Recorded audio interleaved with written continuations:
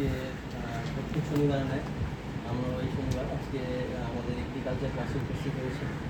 আর আমরা গতদিন পর্যন্ত যেটা সম্পর্কে আমরা জেনেছি বা আমরা এখন ফার্মিং সিস্টেম হয়ে গেছে, ফার্মিং সিস্টেমের পরে আমরা আপাতত যে অর্গানিক ফার্মিং, সেই অর্গানিক ফার্মিংয়ের পার্টে আমরা ঢুকেছি। অর্গানিক ফার্মিংটা তো আমরা আগের দিন করেছি, বাট আজকে যেটা আমরা পড়েছি সেটা হলো, বা আজকে যে বিষয়টা সম্পর্কে আমরা যে অবগত হয়েছি সেটা হচ্ছে অর্গানিক ফার্মিংয়ে এই সার্টিফিকেশানটা কীভাবে হয়।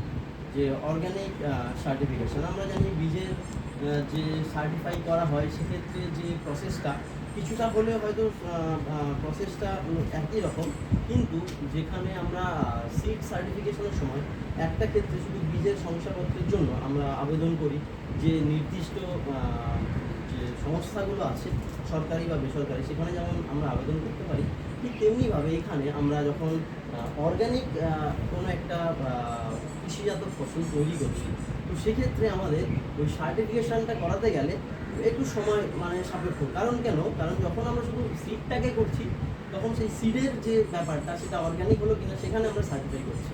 বাট যখন আমরা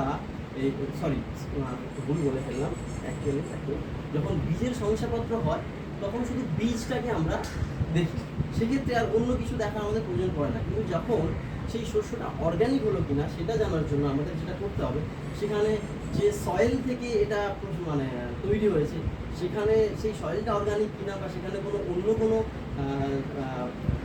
কীটনাশক বা যেগুলো আমরা রাসায়নিক সারের কোনো অংশ মিশ্রিত আছে কিনা সেটা করি।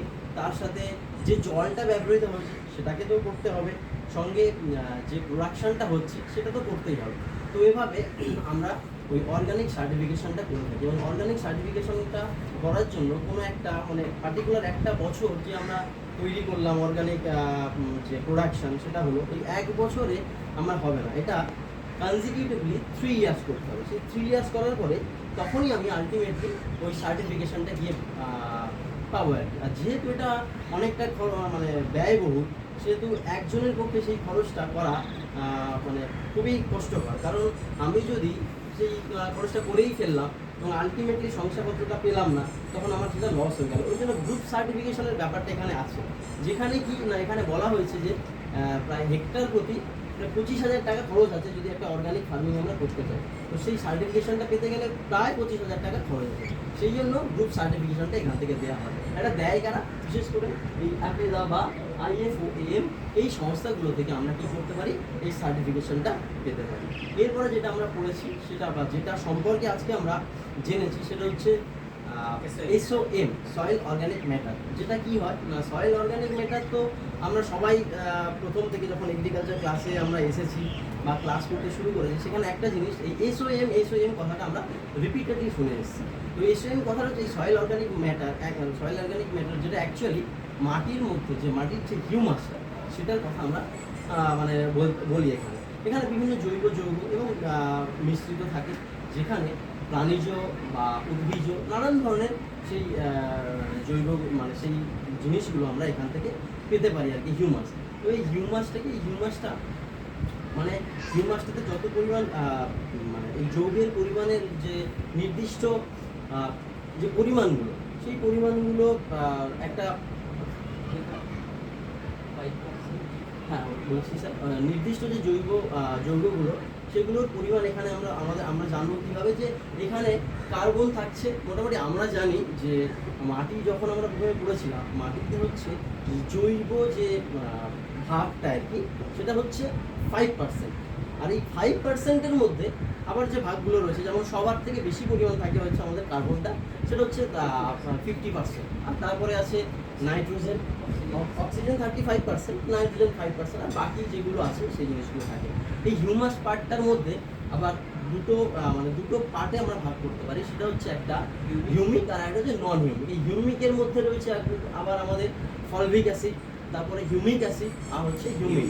আর যেহেতু আমাদের ফলভিক অ্যাসিডটা থাকা বা রাখার পরিমাণটা কেন বেশি, কারণ এখানে এই যে জৈব পদার্থগুলো বা আমরা যে জৈব যে অর্গ্যানিক জিনিস কৃষিজাত দ্রব্যটা উৎপাদন করব, সেখানে এটার মধ্যে একটা অ্যাবজর্পশন ব্যাপারটা বেশি থাকবে। আর সব থেকে কম থাকে কিসে?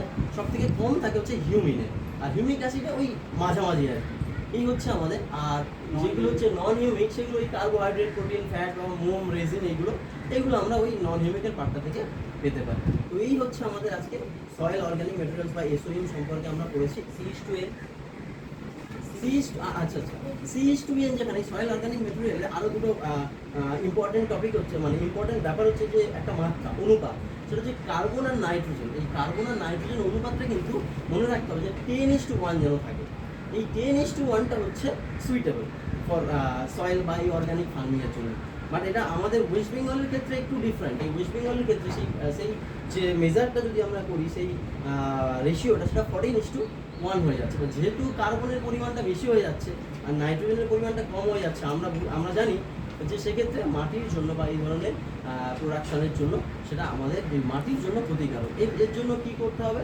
এর জন্য আমরা মাটিতে ওই নাইট্রোজেনের জায়গাটাকে ব্যালেন্স করতে গেলে আমরা লেগুমিনাস জাতীয় জিনিসপত্র বা ক্রপস, এগুলো আমরা ওই